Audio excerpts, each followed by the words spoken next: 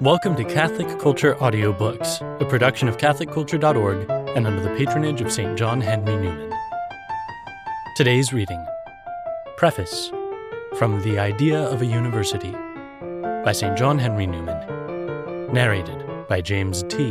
Majewski.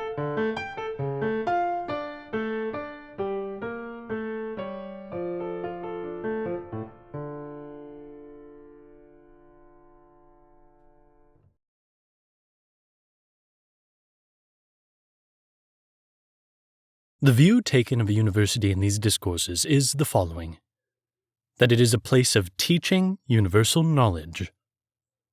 This implies that its object is, on the one hand, intellectual, not moral, and, on the other, that it is the diffusion and extension of knowledge rather than the advancement. If its object were scientific and philosophical discovery, I do not see why a university should have students. If religious training, I do not see how it can be the seat of literature and science. Such is a university in its essence, and independently of its relation to the Church. But, practically speaking, it cannot fulfill its object duly, such as I have described it, without the Church's assistance. Or, to use the theological term, the Church is necessary for its integrity. Not that its main characters are changed by this incorporation. It still has the office of intellectual education, but the Church steadies it in the performance of that office. Such are the main principles of the discourses which follow, though it would be unreasonable for me to expect that I have treated so large and important a field of thought with the fullness and precision necessary to secure me from incidental misconceptions of my meaning on the part of the reader.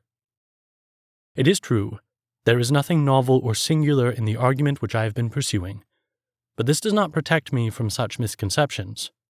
For the very circumstance that the views I have been delineating are not original with me may lead to false notions as to my relations and opinion towards those from whom I happened in the first instance to learn them, and may cause me to be interpreted by the objects or sentiments of schools to which I should be simply opposed.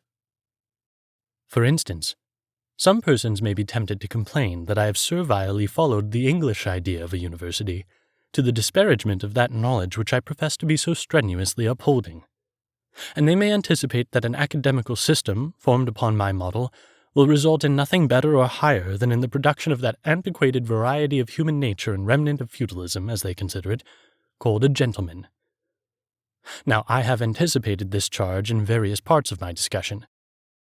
If, however, any Catholic is found to prefer it, and to Catholics, of course, this volume is primarily addressed, I would have him first of all ask himself the previous question: what he conceives to be the reason contemplated by the Holy See in recommending just now to the Irish hierarchy the establishment of a Catholic university.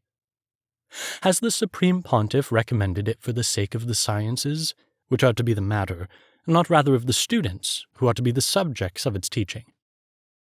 Has he any obligation or duty at all towards secular knowledge as such? Would it become his apostolical ministry and his descent from the fishermen to have a zeal for the Baconian or other philosophy of man for its own sake? Is the vicar of Christ bound by office or by vow to be the preacher of the theory of gravitation or a martyr for electromagnetism? Would he be acquitting himself of the dispensation committed to him if he were smitten with an abstract love of these matters, however true or beautiful or ingenious or useful? Or rather, does he not contemplate such achievements of the intellect, as far as he contemplates them, solely and simply in their relation to the interests of revealed truth? Surely what he does for the sake of religion. If he looks with satisfaction on strong temporal governments which promise perpetuity, it is for the sake of religion. And if he encourages and patronizes art and science, it is for the sake of religion. He rejoices in the widest and most philosophical systems of intellectual education, from an intimate conviction that truth is his real ally, as it is his profession, and that knowledge and reason are sure ministers to faith. This being undeniable, it is plain that, when he suggests to the Irish hierarchy the establishment of a university, his first and chief and direct object is not science, art, professional skill, literature, the discovery of knowledge, but some benefit or other to accrue by means of literature and science to his own children. Not indeed their formation on any narrow or fantastic type, as, for instance, that of an English gentleman may be called, but their exercise and growth in certain habits, moral or intellectual. Nothing short of this can be his aim, if, as becomes the successor of the apostles, he is to be able to say with St. Paul, "I had no thought of bringing you any other knowledge than that of Jesus Christ and of him crucified." Just as a commander wishes to have tall and well-formed and vigorous soldiers, not from any abstract devotion to the military standard of height or age, but for the purposes of war, and no one thinks it anything but natural and praiseworthy in him to be contemplating not abstract qualities, but his own living and breathing men, so in like manner, when the Church founds a university, she is not cherishing talent, genius, or knowledge for their own sake, but for the sake of her children, with a view to their spiritual welfare and their religious influence and usefulness, with the object of training them to fill their respective posts in life better, and of making them more intelligent, capable, active members of society. Nor can it justly be said that in thus acting she sacrifices science, and, under a pretense of fulfilling the duties of her mission, perverts a university to ends not its own, as soon as it is taken into account that there are other institutions far more suited to act as instruments of stimulating philosophical inquiry and extending the boundaries of our knowledge than a university. Such, for instance, are the literary and scientific academies, which are so celebrated in Italy and France, and which have frequently been connected with universities as committees or, as it were, congregations or delegacies subordinate to them. Thus the present Royal Society originated in Charles II's time in Oxford. Such just now are the Ashmolean and architectural societies in the same seat of learning, which have risen in our own time. Such, too, is the British Association, a migratory body, which at least at times is found in the halls of the Protestant universities of the United Kingdom, and the faults of which lie, not in its exclusive devotion to science, but in graver matters which it is irrelevant here to enter upon.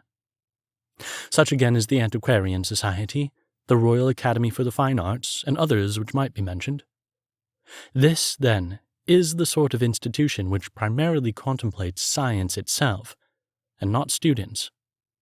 And in thus speaking, I am saying nothing of my own, being supported by no less an authority than Cardinal Gödel. There is no real opposition, he says, between the spirit of academies and that of universities, but only different points of view. Universities are established to teach the sciences to students who wish to develop themselves there. Academies aim at carrying out new research for the development of the sciences. The universities of Italy have furnished men who have done honor to the academies, and the latter have given to the universities professors who have filled their posts with the greatest distinction. The nature of the case and the history of philosophy combine to recommend to us this division of intellectual labor between academies and universities. To discover and to teach are distinct functions. They are also distinct gifts, and are not commonly found united in the same person. He, too, who spends his day in dispensing his existing knowledge to all comers is unlikely to have either leisure or energy to acquire new. The common sense of mankind has associated the search after truth with seclusion and quiet. The greatest thinkers have been too intent on their subject to admit of interruption. They have been men of absent minds and idiosyncratic habits, and have more or less shunned the lecture room and the public school. Pythagoras, the light of Magna Graecia, lived for a time in a cave. Thales, the light of Ionia, lived unmarried and in private, and refused the invitations of princes. Plato withdrew from Athens to the groves of Academus. Aristotle gave 20 years to a studious discipleship under him. Friar Bacon lived in his tower upon the Isis. Newton indulged in an intense severity of meditation which almost shook his reason. The great discoveries in chemistry and electricity were not made in universities. Observatories are more frequently out of universities than in them, and even when within their bounds need have no moral connection with them. Porson had no classes. Elmsley lived good part of his life in the country. I do not say that there are not great examples the other way, perhaps Socrates, certainly Lord Bacon. Still, I think it must be allowed on the whole that, while teaching involves external engagements, the natural home for experiment and speculation is retirement. Returning then to the consideration of the question from which I may seem to have digressed, thus much I think I have made good, that whether or no a Catholic university should put before it as its great object to make its students gentlemen, still to make them something or other is its great object, and not simply to protect the interests and advance the dominion of science. If, then, this may be taken for granted, as I think it may, the only point which remains to be settled is, whether I have formed a probable conception of the sort of benefit which the Holy See has intended to confer on Catholics who speak the English tongue by recommending to the Irish hierarchy the establishment of a university. And this I now proceed to consider.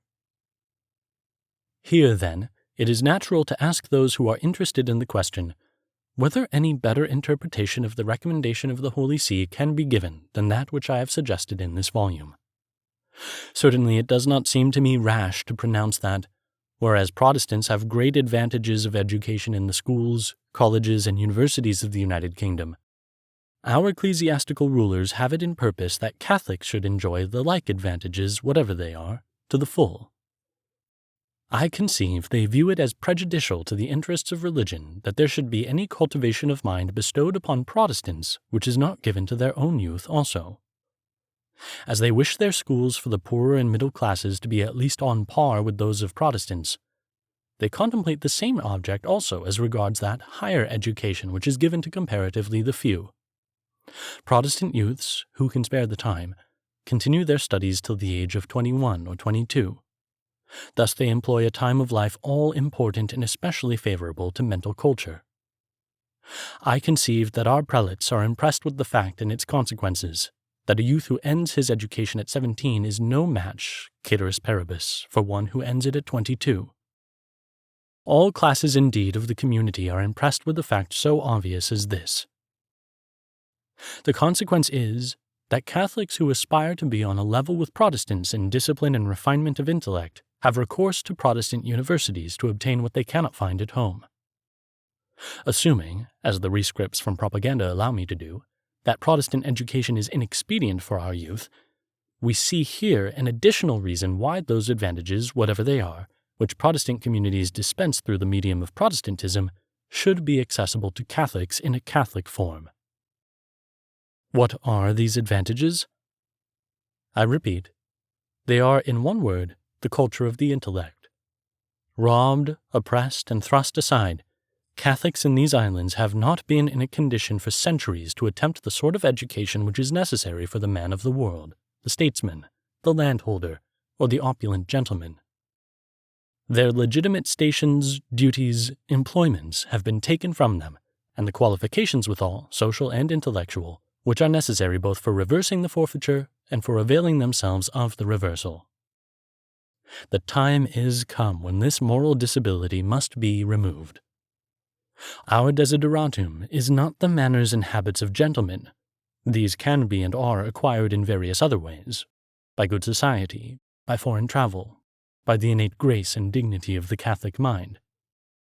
But the force, the steadiness, the comprehensiveness, and the versatility of the intellect, the command over our own powers, the instinctive, just estimate of things as they pass before us, which sometimes indeed is a natural gift, but commonly is not gained without much effort and the exercise of years. This is real cultivation of mind, and I do not deny that the characteristic excellences of a gentleman are included in it, nor need we be ashamed that they should be, since the poet long ago wrote that a careful study of the liberal arts refines the manners. Certainly a liberal education does manifest itself in a courtesy, propriety, and polish of word and action, which is beautiful in itself and acceptable to others. But it does much more. It brings the mind into form, for the mind is like the body. Boys outgrow their shape and their strength. Their limbs have to be knit together, and their constitution needs tone. Mistaking animal spirits for vigor and overconfident in their health, Ignorant what they can bear and how to manage themselves, they are immoderate and extravagant, and fall into sharp sicknesses. This is an emblem of their minds. At first they have no principles laid down within them as a foundation for the intellect to build upon. They have no discriminating convictions and no grasp of consequences. And therefore they talk at random, if they talk much, and cannot help being flippant, or what is emphatically called young. They are merely dazzled by phenomena, instead of perceiving things as they are. It were well if none remained boys all their lives, but what more common than the sight of grown men talking on political or moral or religious subjects in that offhand, idle way which we signify by the word unreal? That they simply do not know what they are talking about is the spontaneous silent remark of any man of sense who hears them. Hence such persons have no difficulty in contradicting themselves in successive sentences without being conscious of it. Hence others whose defect in intellectual training is more latent have their most unfortunate crotchets, as they are called, or hobbies, which deprive them of the influence which their estimable qualities would otherwise secure. Hence others can never look straight before them, never see the point, and have no difficulties in the most difficult subjects. Others are hopelessly obstinate and prejudiced, and, after they have been driven from their opinions, return to them the next moment without even an attempt to explain why. Others are so intemperate and intractable that there is no greater calamity for a good cause than that they should get hold of it. It is very plain from the very particulars I have mentioned that, in this delineation of intellectual infirmities, I am drawing not from Catholics, but from the world at large. I am referring to an evil which is forced upon us in every railway carriage, in every coffee-room or table d'hôte, in every mixed company. An evil, however, to which Catholics are not less exposed than the rest of mankind. When the intellect has once been properly trained and formed to have a connected view or grasp of things, it will display its powers with more or less effect according to its particular quality and capacity in the individual. In the case of most men, it makes itself felt in the good sense, sobriety of thought, reasonableness, candor, self-command, and steadiness of view which characterize it. In some it will have developed habits of business, power of influencing others, and sagacity. In others it will elicit the talent of philosophical speculation and lead the mind forward to eminence in this or that intellectual department. In all, it will be a faculty of entering with comparative ease into any subject of thought and of taking up with aptitude any science or profession. All this it will be and will do in a measure, even when the mental formation be made after a model but partially true. For as far as effectiveness goes, even false views of things have more influence and inspire more respect than no views at all. Men who fancy they see what is not are more energetic and make their way better than those who see nothing. And so the undoubting infidel, the fanatic, the heresiarch are able to do much, while the mere hereditary Christian, who has never realized the truths which he holds, is unable to do anything. But if constancy of view can add so much strength even to error, what may it not be expected to furnish to the dignity, the energy, and the influence of truth? Someone, however, will perhaps object that I am but advocating that spurious philosophism which shows itself in what, for want of a word, I may call viewiness, when I speak so much of the formation and consequent grasp of the intellect. It may be said that the theory of university education, which I have been delineating, if acted upon, would teach you nothing soundly or thoroughly, and would dismiss them with nothing better than brilliant general views about all things whatever. This, indeed, if well-founded, would be a most serious objection to what I have advanced in this volume, and would demand my immediate attention had I any reason to think that I could not remove it at once by a simple explanation of what I consider the true mode of educating, were this the place to do so. But these discourses are directed simply to the consideration of the aims and principles of education.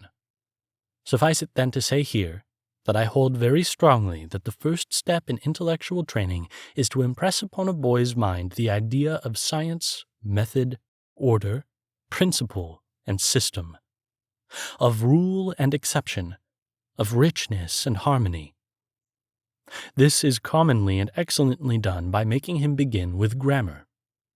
Nor can too great accuracy or minuteness and subtlety of teaching be used towards him, as his faculties expand, with this simple purpose.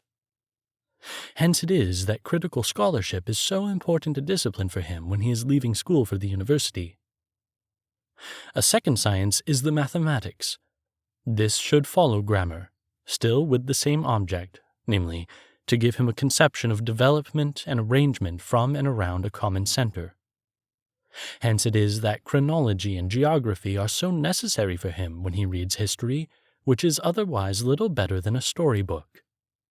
Hence, too, metrical composition when he reads poetry, in order to stimulate his powers into action in every practicable way and prevent a merely passive reception of images and ideas which, in that case, are likely to pass out of the mind as soon as they have entered it.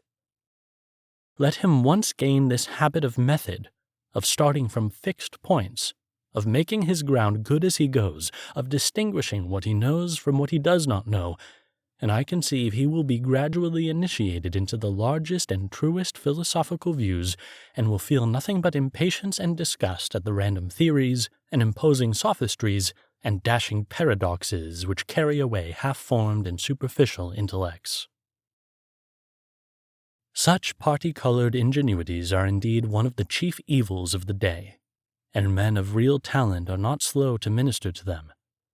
An intellectual man, as the world now conceives of him, is one who is full of views on all subjects of philosophy, on all matters of the day. It is almost thought a disgrace not to have a view at a moment's notice on any question from the personal advent to the cholera or mesmerism. This is owing in great measure to the necessities of periodical literature, now so much in request. Every quarter of a year, every month, every day, there must be a supply for the gratification of the public of new and luminous theories on the subjects of religion, foreign politics, home politics, civil economy, finance, trade, agriculture, emigration and the colonies. Slavery, the goldfields, German philosophy, the French Empire, Wellington, Peel, Ireland must all be practiced on, day after day, by what are called original thinkers. As the great man's guest must produce his good stories or songs at the evening banquet, as the platform orator exhibits his telling facts at midday, so the journalist lies under the stern obligation of extemporizing his lucid views, leading ideas, and nutshell truths for the breakfast table. The very nature of periodical literature, broken into small wholes and demanded punctually to an hour, involves the habit of this extempore philosophy. Almost all the Ramblers, says Boswell of Johnson, were written just as they were wanted for the press. He sent a certain portion of the copy of an essay, and wrote the remainder while the former part of it was printing. Few men have the gifts of Johnson, who to great vigor and resource of intellect, when it was fairly roused, united a rare common sense and a conscientious regard for veracity, which preserved him from flippancy or extravagance in writing. Few men are Johnsons. Yet how many men at this day are assailed by incessant demands on their mental powers, which only a productiveness like his could suitably supply. There is a demand for a reckless originality of thought and a sparkling plausibility of argument, which he would have despised even if he could have displayed. A demand for crude theory and unsound philosophy rather than none at all. It is a sort of repetition of the quid novi, what's new, of the Areopagus, and it must have an answer. Men must be found who can treat, where it is necessary, like the Athenian sophist, de omni scibili, of everything knowable. Grammaticus, rhetor, geometres, pictor, aliptes, augur, schonobates, medicus magus omnia novit. Grammarian, orator, geometrician, painter, masseur, augur, rope walker, physician, astrologer. He knew everything. I am speaking of such writers with a feeling of real sympathy for men who are under the rod of a cruel slavery. I have never indeed been in such circumstances myself, nor in the temptations which they involve, but most men who have had to do with composition must know the distress which at times it occasions them to have to write, a distress sometimes so keen and so specific that it resembles nothing else than bodily pain. That pain is the token of the wear and tear of mind. And if works done comparatively at leisure involve such mental fatigue and exhaustion, what must be the toil of those whose intellects ought to be flaunted daily before the public in full dress, and that dress ever new and varied, and spun, like the silkworms, out of themselves? Still, whatever true sympathy we may feel for the ministers of this dearly purchased luxury, and whatever sense we may have of the great intellectual power which the literature in question displays, we cannot honestly close our eyes to its direct evil. One other remark suggests itself, which is the last I shall think it necessary to make.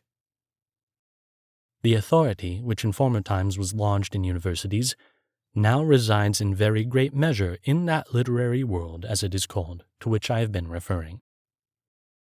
This is not satisfactory, if, as no one can deny, its teaching be so offhand, so ambitious, so changeable. It increases the seriousness of the mischief that so very large a portion of its writers are anonymous, for irresponsible power never can be anything but a great evil. And, moreover, that even when they are known, they can give no better guarantee for the philosophical truth of their principles than their popularity at the moment, and their happy conformity in ethical character to the age which admires them. Protestants, however, may do as they will. It is a matter for their own consideration. But at least it concerns us that our own literary tribunals and oracles of moral duty should bear a graver character. At least it is a matter of deep solicitude to Catholic prelates that their people should be taught a wisdom, safe from the excesses and vagaries of individuals, embodied in institutions which have stood the trial and received the sanction of ages, and administered by men who have no need to be anonymous, as being supported by their consistency with their predecessors and with each other. November 21st, 1852.